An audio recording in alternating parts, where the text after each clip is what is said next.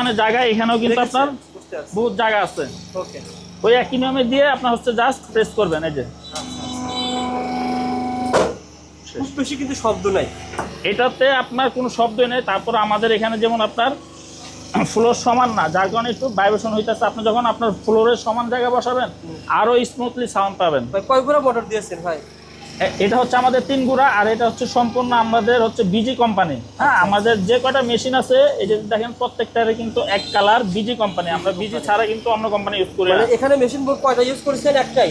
3 গুণা? 3 গুড়া। 3 গুণা মেশিন ইউজ করেছেন। এখানে আবার বক্স দেওয়া আছে। এটা হচ্ছে পাম্প, এটা হচ্ছে আপনার তেলের ট্যাঙ্কি, এটার ভিতরে আপনার কয়েল আছে, আর এখানে হচ্ছে আপনার ভ্যালভ। বুঝতে পারছি, সব কিছু এই যে দেখেন, দেখি ভাই,